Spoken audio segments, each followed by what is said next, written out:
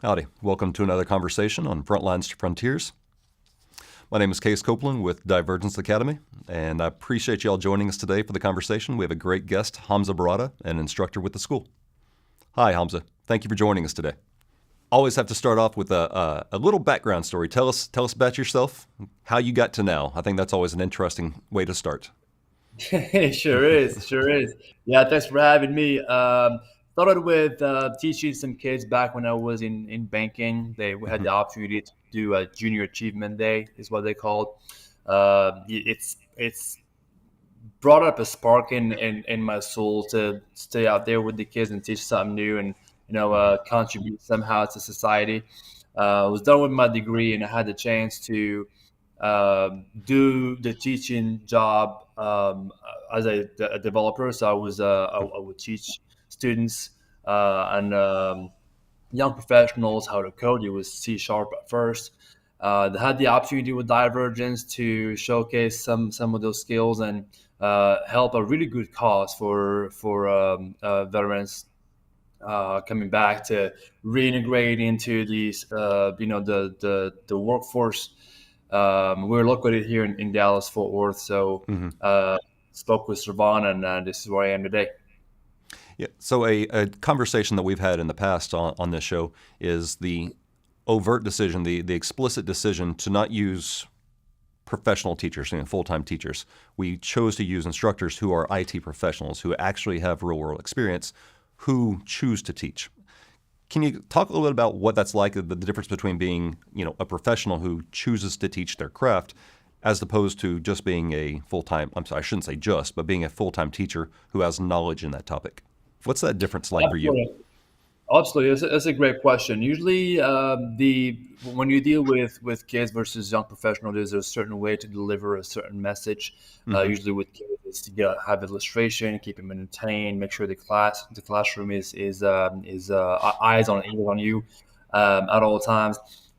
As you gain some more experience in IT, and then you become an expert at any subject matter, and you want to deliver that to young professionals who are willing to learn, who are wanting to integrate into the workforce. There's a certain way to deal with adults. I dealt mostly with highly skilled IT staff for different companies who wanted to learn about cloud engineering in certain either in infrastructure or in security. And also worked with, which is the case these past few months, with students or young professionals who have zero knowledge about cloud engineering. So it's a good way to speak English to them as very basic wording and not use that IT jargon and get them all confused. It's been quite a transition, and really grateful for being where I am today. When I was the school lead for a few years, used to have great conversations with the instructors that we had to really intentionally remind them or remind ourselves that this wasn't the audience that you would typically see in a professional training. You can't start initially at these high levels with certain assumed knowledge layers. When you have a novice population, it's a very specific approach because the diversity in that classroom has got a wide range, and some people just have no foundations to build on. So what's it like for you adjusting from the higher level population that you were used to versus this very novice population who's picking up concepts and vocabulary for the first time? Because it's a big it's a big challenge to be that young learner. It's very overwhelming at times. How do you address that? Sure, it's a great question. So usually what I start with is you kind of want to assess the skill level of the class, either by having a full day or just having normal interactions about technology and so everybody stays at. There's a couple of times when I had a questionnaire that I delivered to the company that hires me to be their instructor for any specific subject, and the employees would just answer those questions in a way that they want to answer as honestly as possible. No wrong Hmm. answer. You just assessment for me to understand where they stand from a technology perspective, and that gives me like a little the little foundation on how to approach that audience and deliver the message that we have for that day. Okay, so let's consider our audience here for this conversation. We're always hoping that these conversations get in front of potential job seekers, people who are thinking about wading into these waters. So what's your fundamental wisdom? What's your fundamental message for those people that are kind of considering getting started, but they're still hesitant? Because again, it can feel very overwhelming. What's your fundamental wisdom for those people that are just getting started and thinking about getting started? Just start. Just start. Just Object in motion. I think the most difficult thing to do in the industry, especially when it's a new domain or new field that you don't know much about, you're not very comfortable with it. The hardest thing, in my opinion, is to start. And as you start, as you gain that momentum going, the momentum has that snowball effect. It compounds. You learn more and more and more. I think your I'll say your dopamine levels get higher. Uh-huh. You feel more excited about and learning about more newer things, and you feel like you contribute somehow. You're using your time wisely to learn more. I think hmm that gives a solid push to the employees that are trying to learn a new skill. And I noticed that a lot especially with new learners that have no experience in IT before, and then they have that little hesitation at first, but day one, week two, and you see them more engaged, trying to learn more. I think it goes back to the individual ultimately, but I think for the majority of the employees that I dealt with in the past have that eager to learn, and I think it's a great thing in our society today. Awesome. Well, since we can't have a long conversation today, let's spend the last couple minutes. We'll talk about the program, the cloud engineering program that you teach in. So segueing from that novice audience into this, what's exciting for you in this program, considering the novice audience that are trying to get their first jobs? Like, what's exciting in the program that you really get amped up about? Because Man, that's, of course, infectious on the learners.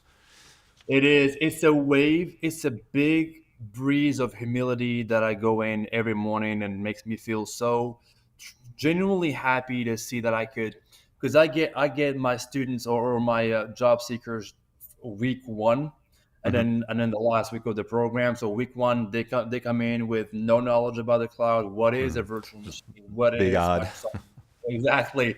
What does that mean? And get like show object, some couple of diagrams left and right, and then I get them again on the sixth, seventh week to teach them a different certification, and they come in with so much knowledge, trying to learn more. They understand the importance of those certifications, and they feel like they're utilizing their time in a good way to gain more knowledge.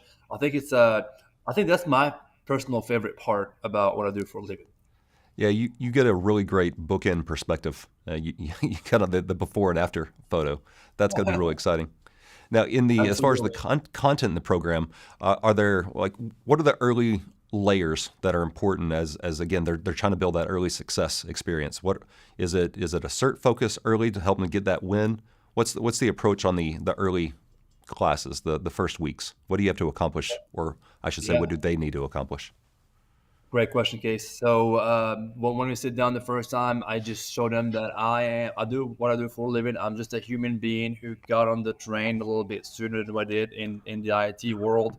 There's nothing complicated to understand. So I try to go in with showing them that everything can be done. We start with an AZ 900 class, talks about the fundamentals of Azure. They learn all that. They get a certification for it. They get and then they pass it at a very high rate, which is uh, I love how many of them get accredited because it's just so humbling. And then when you go for that, they go back to a little bit more back end, DevOps, administrating work, get their hands dirty on the keyboard, spin out a couple of VMs with code in the background. They come back again for an AZ 305, more of an architectural design and implementation of infrastructure, and they already have that fundamentals and that knowledge of hands on the keyboard. Now they're looking at things from a little higher up, from a bird's eye, and they get to understand how things move left and right. hmm The level of confidence they start with versus the one they finish the course with is something that should be looked into, and I'm really proud to be part of this organization. Oh, that's awesome. Hey, I know it's a busy day, Hamza. Thank you for your time. Really appreciate it talking with you. And to our audience out there, thank you all for listening. Hamza, talk to you soon. Bye.